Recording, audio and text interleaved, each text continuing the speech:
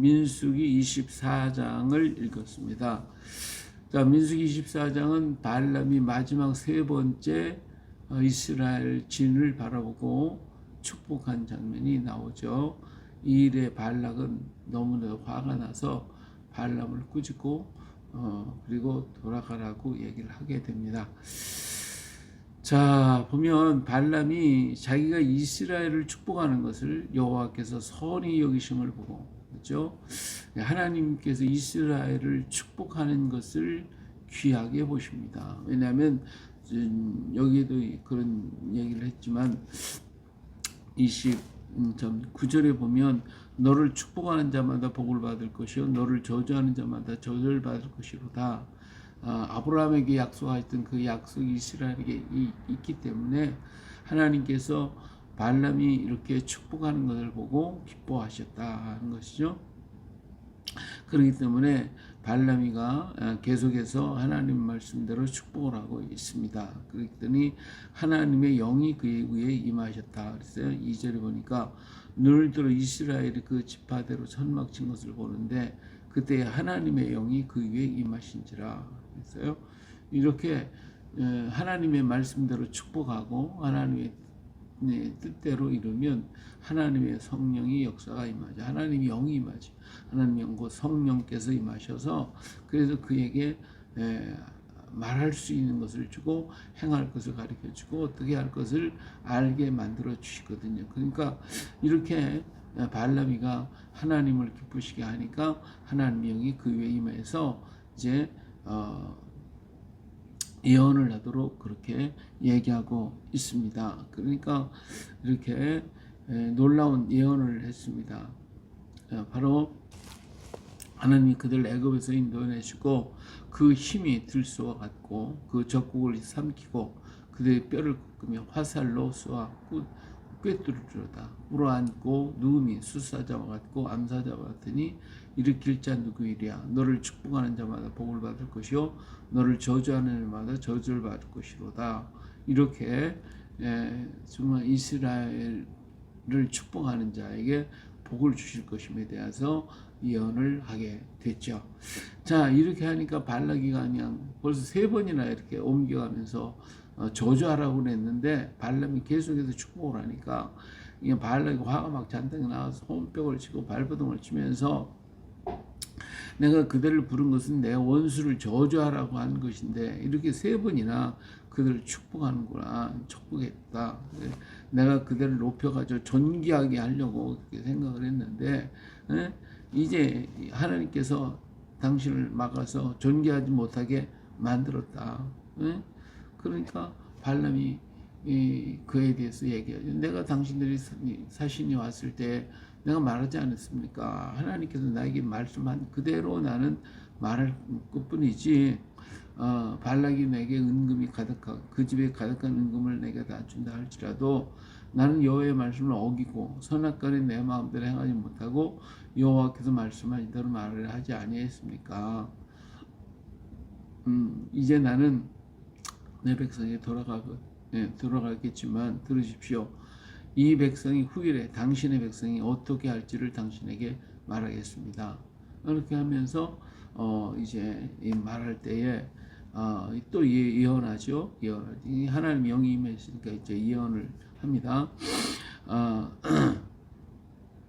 한 별이 17절에 보면 한 별이 야곱에게서 나오며 한 큐가 이스라엘에게서 일어나 모압 이쪽에서 저쪽까지 해서 무찌르고 또 셋의 자식들을 다 멸하리로다.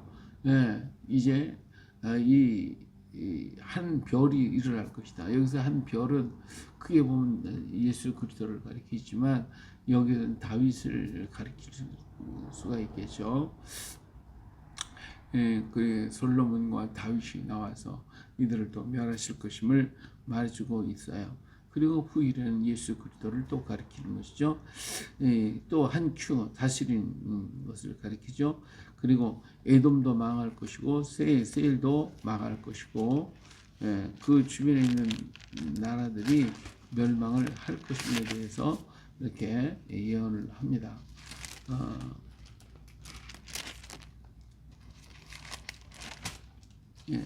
또 거기에서 뭐예요? 주권자가 야곱에게서 나서 남은 자들 그 성읍에서 멸절한다. 이렇게 말씀하고 있어요.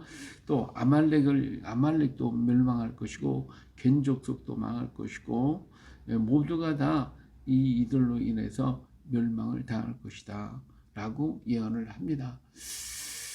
자, 여기서 이제 이렇게 하고 발람은 일어나 자기 곳으로 돌아가고 발락도 자기 길로 갔더라 라고 끝난 것 같았는데, 후일에 가서 보면 이 발람이는 자기에게 발락이가 많은 재물을 주었고 이런 것에 대한 어떤 대가를 치르도록, 그래서 이스라엘을 어떻게 하면 멸망할 수 있는 방법에 대해서 얘기를 해주고 간 것 같아요. 그래가지고 이 문제가 25장 26절에 가보면 이제 문제가 심각하게 터지는데, 여기에는 그냥 돌아갔다고 그랬어요. 그러니까 하나님의 말씀대로 축복하시고 하고 하나님이 영임한 대로 전하고 그러고 끝나야 되는 거예요. 그 뒤가 있으면 안 돼요. 그 뒤에 인간의 욕심이 있고 인간의 생각이 있고 판단이 있게 되면 그러면 문제가 생겨지는 거거든요. 이 발람이가 바로 이제 여기까지 하나님의 말씀으로 끝내고 정을 돌아갔다면 하나님 앞에서 칭찬받고 인정받고 사랑받아서 그의 삶이 정말 아름답게, 저주하는 자가 저주를 받는다고 그랬는데 저주하지 않았고 축복했으니까 축복받을 것이니까 이 발람이가 복을 받아서 누리게 될 것이었는데, 그렇지 못하고 나중에 저주를 받는 것을 보면 이 발람이는 잘못된 것을 말해주고 있다. 이 뒤끝이 있었다라고 하는 것을 알 수가 있습니다. 우리가 하나님의 뜻을 따라서 살면 하나님께서 어떻게 해요? 복을 주시죠. 그리고 그 일을 자꾸 하면 하나님의 영이 더욱더 강력하게 그에게 역사하셔 더 큰 축복과 그리고 예언과 모든 것을 알 수 있는 지혜와 지식과 명철함을 허락해 주십니다. 그러나 이것을 꺾어버릴 때 하나님의 뜻을 이루지 않고 인간의 생각과 그리고 하나님의 뜻을 거스르게 되면 어두워져요. 눈도 어두워지고 귀도 어두워지고 마음이 화인 맞은 양심이 되거나 또 돌덩이처럼 굳어버려서 무엇인지 분별하지 못해요. 좌우를 분별하지 못하는 거예요. 보아도 알지 못하고 들어도 깨닫지 못하고 이렇게 된단 말이에요. 그러니까 우리는 하나님의 말씀대로 걸어가면 더 밝아져서 세상을 보게 되고 나아갈 것을 알게 되는데, 내 욕심을 따라가고 하나님 말씀을 버리게 되면 다 눈도 귀도 다 막혀버려가지고 깨달음이 없고 알지도 못하게 되는 거예요. 오늘 시대 속에서 수없이 많은 사람들이 시대를 바라보면서 눈이 열려지고 귀가 열려지고 마음으로 깨달아야 되고 도대체 어떻게 이루어가는지를 알아야 되는데, 그것이 아니라 자기의 욕심에 빠져가고 자기 중심적으로 사다 보면 그러면 시대를 못 보는 거예요. 환경을 보지 못하고 이 시대를 바라보지 못하고 그러면 어떻게 돼요? 자기가 가는 길이 오는 거야. 자기가 동으로 가는지 서로 가는지 북으로 가는지도 모르면서 무조건 내가 가는 길이 옳고 내가 보는 것이 옳고 내가 생각하는 것이 옳다고 판단한다 이거예요. 그것이 멸망의 길이고 사망의 길인데도 불구하고 그걸 깨닫지 못하는 거예요. 이것이 문제가 되는 거거든요. 오늘날 이 나라에 되어지는 일들을 보면 그렇게 눈이 멀고 귀가 막은 사람들을 마음으로 깨닫지 못하고 하나님의 역사와 주관, 하나님의 섭리와 역사를 보지 못하고 인간 중심, 또 인본주의 그리고 사상 이걸 가지고 끌고 간다 이거예요. 교회가 하나님의 말씀이 인도해 가야 되는 거예요. 하나님 말씀대로 가야 되는 거 아니에요?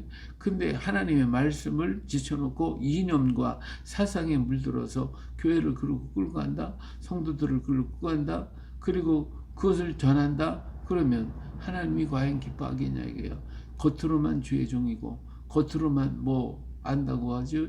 진짜 하나님의 뜻이 무엇인지 하나님의 섭리가 무엇인지를 알 수가 없는 거죠. 이념에 물들고 사상에 물들면 안 되는 거예요. 오직 우리는 하나님의 말씀을 보고 하나님이 원하는 바가 무엇인지를 깨닫고 그 안에 순종해 가는 것이 진정한 그리스도인이요 또 그리스도인의 제자이다 이 말이에요. 사명자가 되는 거예요.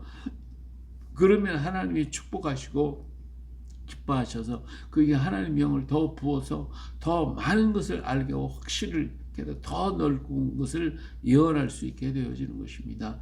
이 혼란하고 어지러운 시대 속에서 하나님의 뜻을 잘 이름으로 성령의 인도함을 받고 성령의 충만을 받아서 더욱더 하나님의 뜻을 순종하고 깨달을 수 있는 우리가 되어야 할 줄로 믿습니다. 오늘도 하나님의 말씀을 순종하면서 내 생각 버리고 내 판단 또 이념과 사상의 흔들림 없이 하나님 말씀에 기본을 두어서 그 말씀을 따라서 걸어가서 정말 하나님이 원하고 기뻐하는 바를 순종하며 행하므로 주의 복을 받고 주의 뜻을 이루어가는 오늘 우리 모두가 되어지시기를 주의 이름으로 축원합니다. 할렐루야.